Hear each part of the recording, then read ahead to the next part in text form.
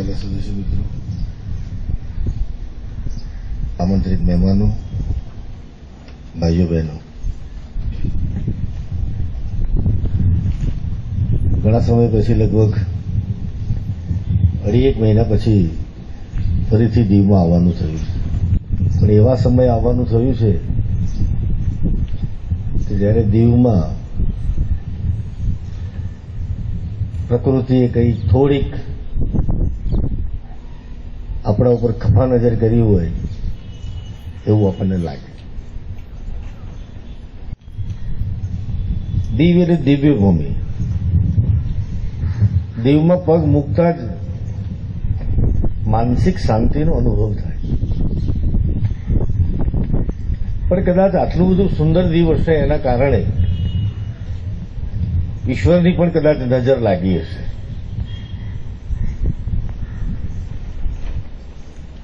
ગયા મહિને આપણે જેની કલ્પના પણ નહોતી કરી કે આવું વાવાઝોડું હોઈ શકે. મારી બધા અહીંના ઘણા બધા મિત્રો સાથે વાવાઝોડા દરમિયાન અને વાવાઝોડા પછી પણ વાત થઈ કે શામજીભાઈ હોય કે ભાઈ બિપિનભાઈ હોય, બધા સાથે સંપર્કમાં રહેતો હતો, પણ ટેલિફોનિક વાત કરવાનું સંભવ નહોતું. ક્યાંક થોડા નેટવર્કના પ્રોબ્લેમ હતા. વાવાઝોડાનું લેન્ડફોલ જે પોઈન્ટ છે એ દુર્ભાગ્યપૂર્ણ આપણું દીવ હતું. દીવની દશા આપણે આજે જોઈએ. 1 મહિનો થઈ ગયો છે. કોઈ પણ દુર્ઘટના પછી ઈશ્વરની એક પાછી પરમાત્માની કૃપા છે. માણસને ભૂલવાનો સ્વભાવ આપેલો હોય છે. તમે રોજ એક છેલ્લા 1 મહિનાથી આ દીવને જોતા હશો એટલે હવે તમને કોઠે પડી ગયું હશે. બરાબર, ઝાડ તૂટી, ભરપાઈ ન થઈ શકે એવું કદાચ નુકસાન થાય, પણ એવું કોઈ નુકસાન થયું નથી. પણ મિત્રો, પ્રશાસન આ ઘટના પછી ખાલી હાથ જોડીને બેસી રહેવાનું એવો સ્વભાવ નથી. તમે એના સાક્ષી છો. અહીંયા કેટલા ટૂંકા સમયમાં વીજળી પુનઃ પ્રસ્થાપિત કરી હતી, એના પણ તમે સાક્ષી છો. તમે ગામના રસ્તાઓ, ગામનો પણ એટલો જ સહયોગ હતો. આપણે બધા ભેગા થઈ અને ફરીથી વાહન વ્યવહાર ખૂબ સરળતાથી ખૂબ ટૂંકા ગાળામાં શરૂ થઈ શક્યો, એવો પણ સૌએ પ્રયાસ કર્યો છે. મિત્રો, સાથે સાથે એક સંકલ્પ કર્યો છે. સામાન્ય રીતે ઝાડનું નુકસાન થાય, કદાચ આ દેશમાં આપણા માટે દીવમાં નાની ઘટના હશે, પણ એ દિશા દર્શન કરનારી ઘટના હશે. મોટે ભાગે નુકસાન થયું હોય પછી એનું વળતર ચૂકવાય. 1 હેક્ટર ઉપર આટલા રૂપિયા, બરાબર છે ને? આવું જ છે ને કે ભાઈ આટલા ઝાડનું નુકસાન થયું તો 1 હેક્ટરમાં આટલા ઝાડ હોઈ શકે અને 1 હેક્ટરમાં ઝાડ પડી ગયા એટલે આટલા રૂપિયા 13,000, 14,000, 15,000, 25,000 આપી દે, પૂરું થયું. પણ મિત્રો, આપણે વળતર તો ચૂકવ્યું છે. એ સિવાય એક નવો પ્રયોગ કર્યો. જે ખેડૂતને પોતાની વાડીમાં આંબાનું ઝાડ અથવા તો ચીકુનું ઝાડ, મોટે ભાગે 2 પ્રકારના ફળનું ઝાડ છે, બાકી કેળાની ખેતી એ તો બધું 6-8 મહિના માટે હોય છે, એટલે એમાં એનું બિયારણનું બધું ઠીક છે. લાંબા ગાળાના સુધી ફળ આપતા વૃક્ષો છે. પહેલી વખતે કદાચ આ પ્રયાસ થયો છે. મારા ધ્યાનમાં નથી, તમારા ધ્યાનમાં હોય કે નહીં મને બહુ ખબર નથી, હોય તો મને કહેજો. પણ વૃક્ષની સામે વૃક્ષ, વળતર તો ચૂકવવું જ છે, ચૂકવ્યું જ છે. પણ એક ઝાડ, કોઈનું નારિયેળનું ઝાડ એના ખેતરમાં નુકસાન થાય તો એને એક નહીં, એકની સામે 2 ઝાડ આપ્યા છે. જેના કારણે 3-4 વર્ષ પછી ફરીથી પાછા એના એ 5 વર્ષ પછી નારિયેળના ઝાડમાંથી એ ફળ લેવાની એની શરૂઆત થઈ જાય. ચીકુનું જોયું છે તો પણ એકની સામે 2 ઝાડ આપ્યા છે. ઝાડની સામે ઝાડ આવો કદાચ આ પહેલો પ્રયોગ આ દીવ ખાતે આપણે પ્રશાસને કર્યો છે, પહેલો પ્રયોગ. 25 વર્ષ, 50 વર્ષ, 70 વર્ષ, 100 વર્ષ જૂના ઝાડ, બબે આખી એક પેઢી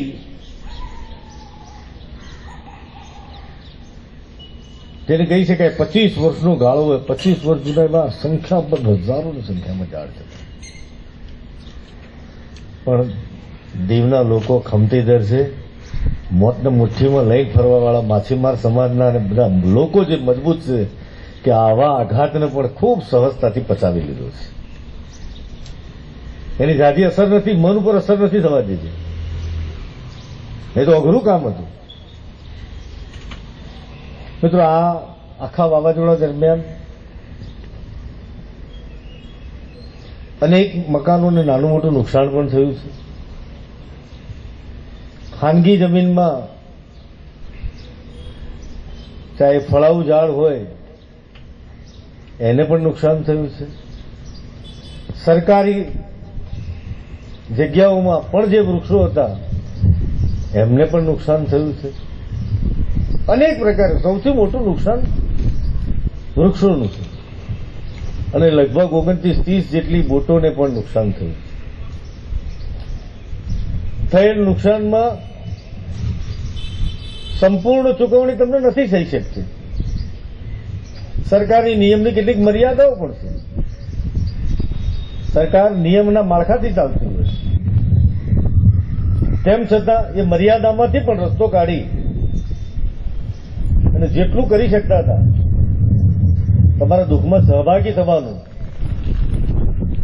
એવું પ્રશાસને પૂરેપૂરો ઈમાનદારીથી પ્રયાસ કર્યો. પ્રશાસને એ પણ કાળજી રાખી છે, આગોતરું જેને આયોજન કહી શકાય, આગોતરું આયોજન પણ એટલું સુંદર કર્યું હતું. ઈશ્વરની કૃપા, તમારી જાગૃતિ અને પ્રશાસનિક અધિકારીઓનો પુરુષાર્થ, જેના કારણે દીવમાં એક વ્યક્તિની એના જીવને હાનિ નથી થઈ. આ ઈશ્વરની મોટામાં મોટી કૃપા છે. એવું હોય એની કોઈ ખાતરી નથી, પણ 20 વર્ષ પછી ફરીથી દીવ પાછું જેવું હતું એવું જ સુંદર એકદમ ગ્રીન દીવ થશે. અને આ વખતના આયોજનમાં એ વિચાર કર્યો છે ગોગલાથી હાઈવે આખો જે શરૂ થાય, રોડની બંને બાજુ આપણે બીજો એક નિર્ણય કર્યો છે કે આ खानगी जगह ऊपर जो 26,000 कितने 26,000 थे ना, 26,000 पेड़ों का नुकसान हुआ था ना किसानों का, 13,000 अगेंस्ट दैट हमने 26 दिए. અને બાકી જે રોડ ઉપરના ઝાડ, સરકારી જગ્યા ઉપરના ઝાડ, બીજા જે ઝાડ હતા એવા પણ 7-8,000 ઝાડને નુકસાન થયું. મિત્રો, પ્રશાસને ખૂબ ડિટેલમાં આયોજન કર્યું. સામાન્ય સંજોગોમાં આ પ્રકારનું મહેનત બહુ થતી નથી. ઝાડ ક્યાં વાવવાનું, કેટલા અંતરે વાવવાનું, કયું ઝાડ વાવવાનું, ફળવું ઝાડ ક્યાં હોય, રોડનું ટર્નિંગ આવતું હોય તો ઝાડ ક્યાં લગાવવાનું, રોડની બાઉન્ડ્રીની બહાર લગાવવાનું, આ બધી જ બાબતોની ઝીણામાં ઝીણી કાળજી રાખી મેપ ઉપર પ્લાનિંગ કરી અને એક તારીખ નક્કી કરવા જઈ રહ્યા છે. મિત્રો, પણ એમાં મને આપનો સહયોગ જોઈએ છે. આ 6-7 હજાર ઝાડનું નુકસાન થયું હતું એની સામે તમને ચોક્કસ આનંદ થશે. પ્રશાસને 25,000 નવા ઝાડ લગાડવાનો પ્રશાસને નિર્ણય કર્યો. આ આપણો દિવસ છે. સરકારી, આ માત્ર સરકારી કાર્યક્રમ નથી. એક દિવસ એવો નક્કી કરીશું, બીજા દિવસે અનુકૂળતા હોય તો બીજા લોકો આવે, 2-3-4 દિવસ સુધી કે 25,000 ઝાડ લગાડવાના. એટલે 2-3 દિવસનો સમય લાગશે. વરસાદ જરા ઠીક થઈ જાય, ધરતીમાં થોડી ઠંડક થાય, ખેડૂત મને ખબર પડે છે તપેલી જે એકદમ ગરમ જમીનમાં ઝાડ વાવીએ તો સફળતા મળવાની સંભાવના ઓછી થઈ. મિત્રો, એક જ દિવસે આપણે બધા નક્કી કરીએ. સૌ આગેવાનોને મારી વિનંતી છે, ગામના પ્રત્યેક નાગરિકોને મારી વિનંતી છે કે પ્રશાસન જે તારીખ નક્કી કરે એ તારીખે દીવ હોય, ગોગલા હોય, વણાકબારા હોય, બુચરવાડા હોય, ફુદમ હોય, બધા જ ગામની અંદર એક સાથે એક જ તારીખે બધા જ લોકો પ્લાન્ટેશન કરવાનો આખો કાર્યક્રમ કરી અને 25,000 જેટલા ઝાડ લગાડવાનો આપણે નિર્ણય કર્યો. તમે બધાના સહયોગથી આ કાર્યક્રમ પૂરો કરો. કરી શકાશે ને? વિચાર સારો છે કે ખરાબ છે? વિચાર સારો છે કે ખરાબ છે? કરવું છે ને? તો મિત્રો 250 કરોડ રૂપિયા કરતા વધુના રકમના ખર્ચે આપણે શાળાઓના નિર્માણ કર્યા છે. અહીંયા દીવમાં પણ 4 स्कूल बन रहे हैं ना, एक यहाँ पे है, यहाँ पे मतलब दीव में 2 है, एक मराकबारा के पास में है साउथवाड़ी में, और दूसरा यहाँ गोगला में एक नया बन रहा है हाई स्कूल. 4 स्कूल नवी અહીં બને, સ્કૂલ ને હાઈ સ્કૂલ. કેવી સ્કૂલ હતી? તમે કઈ સ્કૂલમાં, આ સ્કૂલમાં ભણેલા કેટલા લોકો? આગળ ઊંચી કરો છો. આજમાં તમારી પેઢી અને નવી તમારા બાળકો ભણવા આવશે, બંનેમાં તફાવત. કેટલી સરસ સ્કૂલ કરી છે. એવું જ સ્માર્ટ સિટીમાં રોડ જેટલા કામ છે, તમારું જે ડોર ટુ ડોર કનેક્શન, સ્વચ્છતાના સંદર્ભમાં પણ તમારો સહયોગ નહીં હોય ત્યાં સુધી આ કશું જ શક્ય નથી. આપણે આમ મસાલો આમ ખાઈ અને પેલું પડીકું આમ નાખીએ બહાર, ઉડતું જાય, જ્યાં જવું હોય ત્યાં જાય. દીવમાં આદત છે ને, કાઠિયાવાડની બાજુમાં નજીક જો એટલે પાનની પિચકારી જ્યાં ઈચ્છા પડે, મોઢું ભરેલું હોય, વાત કરતા ફાવે નહીં, અને પિચકારી ખૂણામાં જ મારવાની પાછી. મહેરબાની કરીને મિત્રો આ દીવ સ્વચ્છ દીવ રહે એવી ચિંતા છે. સરકાર તરફથી જેટલું કરવું પડે, મિત્રો તમે ક્યારેય કલ્પના નહીં કરી હોય, તમે વિચાર નહીં કર્યો હોય. દીવની 2 દીકરીઓ, મને ખબર નહીં દીકરીઓ वो एडमिशन हो गए ना वो दोनों बच्चियों का मेडिकल में वाली, પછી તમે મને યાદ કરજો. આ ગોગલા ઉપર પહેલા અહીંયા આગળ કોઈ નતું હતું, પેલા ગાંડા બાવળ હતા એકલા. સવારે વહેલા અંધારે લોકો ફરવા જતા ત્યાં. ટ્યુબલાઇટ થાય છે ને, સવારે વહેલે બહુ અંધારામાં જાય. એવો બીચ હતો. આજે લોકો આવે છે કે નહીં શનિ રવિ ગોગલા બીચ ઉપર?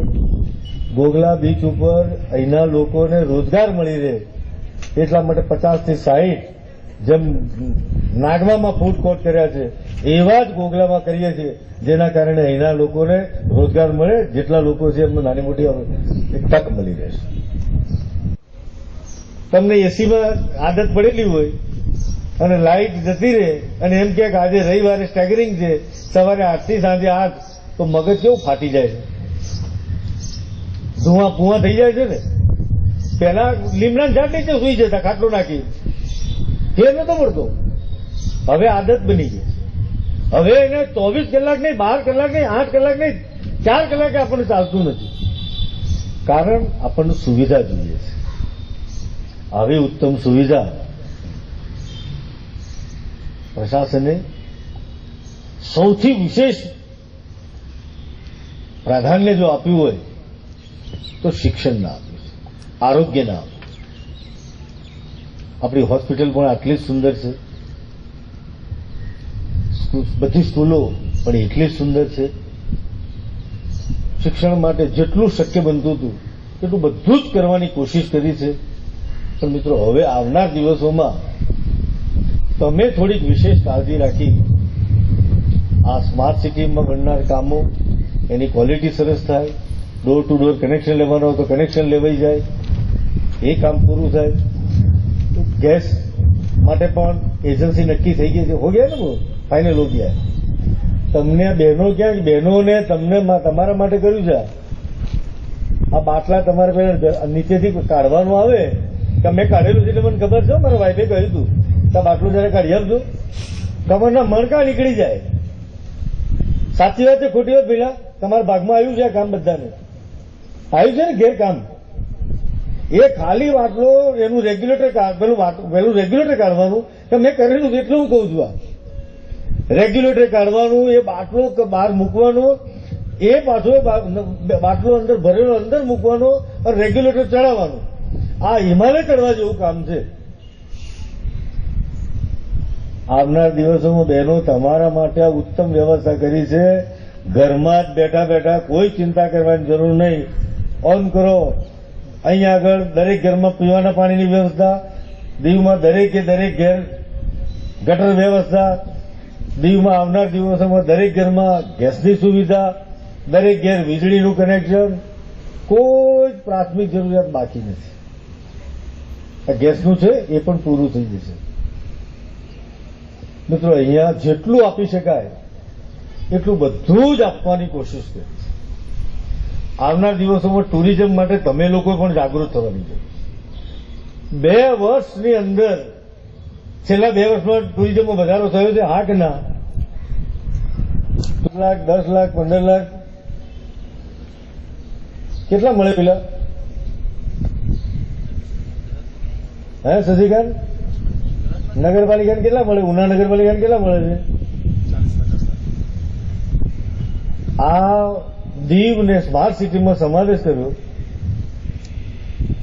આ આદરણીય પ્રધાનમંત્રીશ્રીની ખરેખર એમની આ વિશેષ કૃપા છે અને આ પ્રદેશ માટે સ્નેહ છે. 1000 કરોડ રૂપિયાના ખર્ચે, એમાંથી 500 કરોડ રૂપિયાનો તો ટેન્ડર, એમાંથી 300 કરોડના ટેન્ડરો તો એજન્સી નક્કી થઈ જશે. બાકીના 200ની થવાની તૈયારી. તમે કલ્પના કરો, દીવ ને ઘોઘલાની વચ્ચે કેબલ કાર થાય છે. પુલ ઉપરથી આમ ફરીને જવું નહીં, આમ જરા ટેલતા મજા આવશે. દીવથી ઘોઘલા, જેને રોપવે કહીએ ને આપણે, એ પણ મંજૂર થઈ ગયું છે. અહીં દીવ ને ઘોઘલામાં કશું જ બાકી નહીં. કાળજી રાખી છે છેક ગંગેશ્વર સુધી અત્યંત સુંદર દીવ બને એની મિત્રો કાળજી રાખી છે. ગામના લોકોને પણ મારી જાગૃતિ માટે વિનંતી છે. ગટરનું કામ ચાલુ છે. જેના ઘરે કનેક્શન લેવાના બાકી હોય એ મહેરબાની કરીને જેટલા બને એટલા ઝડપથી કનેક્શન લેવાનું કામ પૂરું કરવું. કારણ શું? એક વખતે રોડ બન્યા પછી, કારણ કે એમાં જે રોડના કામ થશે એક વખત થશે એટલે તમને અંદાજ આવશે કે કેવા હોય. તમે આવી સ્કૂલ બનેલી કલ્પના કરી હતી? Medical college, nursing college, triple IT, કોઈ ચીજ બાકી નથી રાખી આદરણીય પ્રધાનમંત્રી શ્રી. આગામી નવી પેઢીને ભણવા માટેનો અવસર આપ્યો, એના માટેની અનુકૂળતા કરી આપી. એને ભણવું છે અને વ્યવસ્થાઓ નથી, એવી લાચારી નહીં રહે. તમે મિત્રો કલ્પના કરો, 7 લાખની વસ્તીવાળાને 2 તાલુકા થયા. ઉનાની વસ્તી 4 લાખ ઉપર હશે. ઉનામાં medical college, degree engineering college, nursing college, આ ટ્રિપલ આઈટી છે કોલેજ. આવડા ગામની અંદર, આવડા યુનિયન ટેરેટરીમાં, 7 લાખની વસ્તીવાળી યુનિયન ટેરેટરીમાં શિક્ષણ માટેની ખૂબ વિશેષ ઉત્તમ સુવિધાઓ કરી છે. આદરણીય પ્રધાનમંત્રીશ્રીના આશીર્વાદના કારણે આપણને અહીંયા 177 સીટની મેડિકલ કોલેજ, 177 સીટ, જ્યાં 5 સીટ, 4 સીટ, 6 સીટ, 7 સીટ અને 10-12 કરાવી હોય એમાં તો આમ રાજી થઈ જાય. હિતેશભાઈ કે આ વખત તો 12 સીટ થઈ ગઈ આપણી બધી, તો 12 જ થઈ. દીવ દમણ ને સેલવાસાની 177 સીટની medical college, degree engineering college. અહીંયાથી તો બધા યુરોપમાં જવાવાળા ખૂબ લોકો છે, ઘેરથી છે. Nursing college. આખા હિન્દુસ્તાનમાં 25 જ કોલેજ છે એવી ટ્રિપલ આઈટી, આઈઆઈઆઈટી. આખા હિન્દુસ્તાનમાં માત્ર 25 કોલેજ છે. એમાંની એક કોલેજ આ દીવનું આપણું જે નવું એજ્યુકેશન હબ બન્યું એમાં આ વર્ષથી શરૂઆત કરી હતી. આ આનાથી બીજું શું હોઈ શકે? એ 2 છોકરીઓ પહેલા તો આપણે અહીંયા દીવમાં, દીવ દમણ સેલવાસા માટે મેડિકલમાં કેટલી સીટ મળે? 2, 5, 7. દીવનો વારો કદાચ આવે તો કદાચ આખા દીવમાંથી એકાદ જણ માર ક્યાંક મેડિકલમાં એડમિશન મળે. માર એ છોકરીઓની તમે જગત જુઓ. 3 વખતે એમને 12મા સાયન્સની પરીક્ષા આપી, 3 વખતે નીટની પરીક્ષા આપી. એક જ સંકલ્પ, મારું ડોક્ટર થયું. બંને દીકરીઓ, 2 બહેન, દોનો બહેન હતી ને? હા, દોનો બહેન થી. તમને ગામમાં ખબર નથી કોઈને? આ ગામમાં કોઈને ખબર છે ખરી? કે ભાઈ યાર, આ ગામે તો એમને એ બંને દીકરીઓનું સન્માન કરવું જોઈએ. ગઈ સાલ પણ આવી કે અંકલ આટલું મને જરા આમાં નિયમમાં આ થાય છે. વાત એની સાચી હતી, પણ અમે નિયમો બનાવી દીધેલા હતા. કાળજી રાખીને અમારા અધિકારીઓએ ચિંતા કરી કે આ દીકરીનો કોઈ દોષ નથી. દોષ છે તો આપણા વહીવટી તંત્રનો ભૂલનો દોષ. આપણી ભૂલ આપણે સુધારવી જ પડે. 3 વખતે દીકરીઓ એક્ઝામ આપી, 3 વખતે ક્વોલિફાય થતી હતી. આ વખતે બંને બહેનો એક જ ઘરમાંથી 2 દીકરીઓને મેડિકલમાં એડમિશન મળ્યું. આ દીવમાં બંને છોકરીઓ ડોક્ટર બનીને આવશે.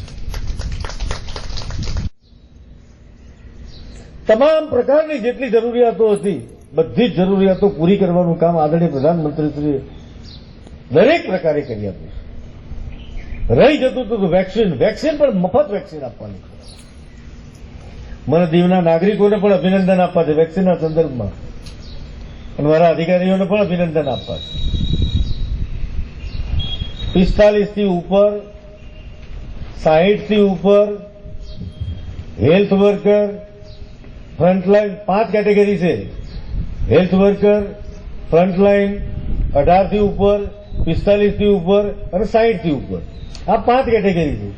એમાં 18 થી ઉપર વાળી હમણાં જ શરૂ થઈ છે. બાકીની 4 કેટેગરીમાં દીવ પ્રશાસને 100% વેક્સિનેશનનું કામ પૂરું કર્યું છે. વાલે જીતને 18 to 45 વાગે.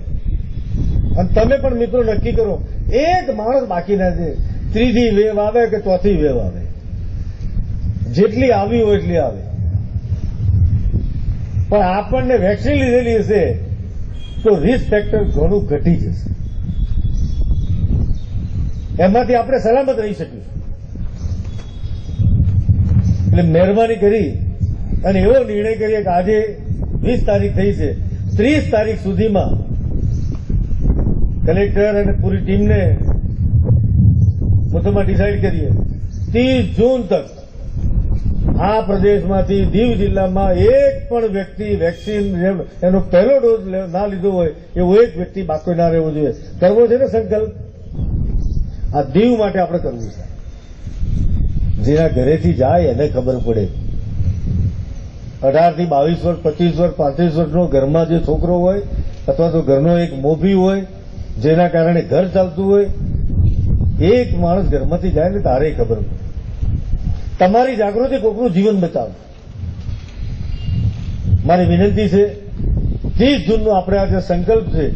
અત્યારે લગભગ 70, 100, 150 એટલા લોકોનું વેક્સિનેશન થાય છે. 500 લોકો મિનિમમ ડેઇલી 500 લોકોનું થાય વેક્સિનેશન. એ પ્રકારનું આયોજન કરી અને આ કામ પૂર્ણ કરવું. મિત્રો, આ સિવાય ઘણી વખતે ઘણી બધી વાતો થઈ છે. સ્માર્ટ સિટી, આ દીવ અને ગોગલા સ્માર્ટ સિટીમાં સમાવેશ થઈ ગયો.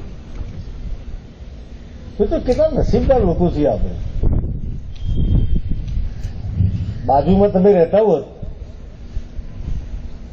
આખા વર્ષે કેટલા ગ્રામ પંચાયતને કેટલા રૂપિયા મળે સમજીભાઈ? જાગૃતિ પણ એટલી જ અસરકારક રહી છે. મિત્રો, મારી નાનકડી વિનંતી છે, 18 થી ઉપરના હું માનું છું દીવમાં 24,000 कितने हैं? 24,000 21,000. अब बाकी बचे 8,000 है,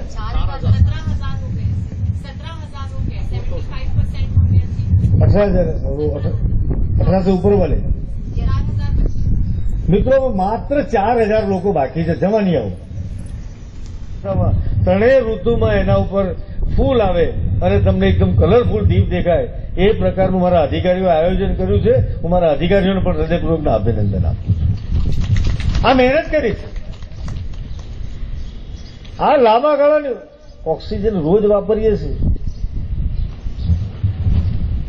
આ ચિંતા આપણે નહીં કરીએ તો આવનાર પેઢી આપણને માફ નહીં કરે.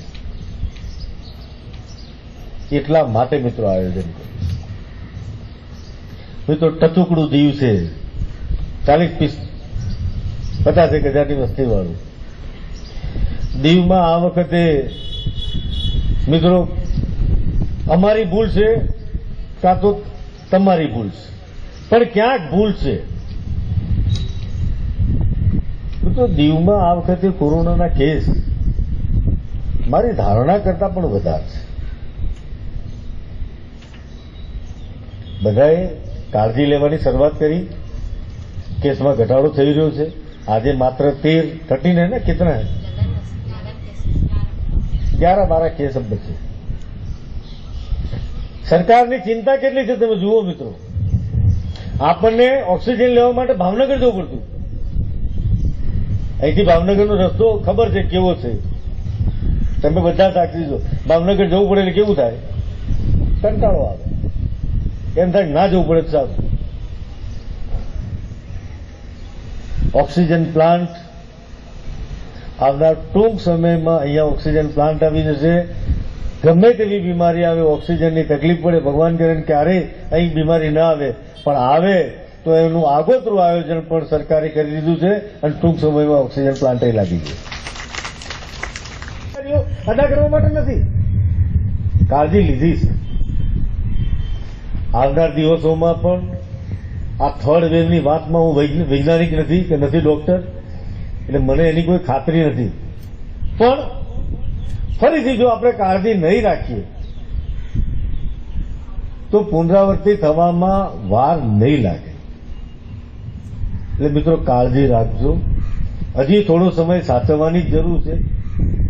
જે ડિસ્ટન્સ, સોશિયલ ડિસ્ટન્સ છે એ રાખીએ, માસ્ક કમ્પલસરી રાખીએ, હાથ સેનિટાઈઝ કરીએ. કોઈ પણ જાતનું લક્ષણ દેખાય તો તુરંત દવાખાને જઈએ, ટ્રીટમેન્ટ કરાવીએ.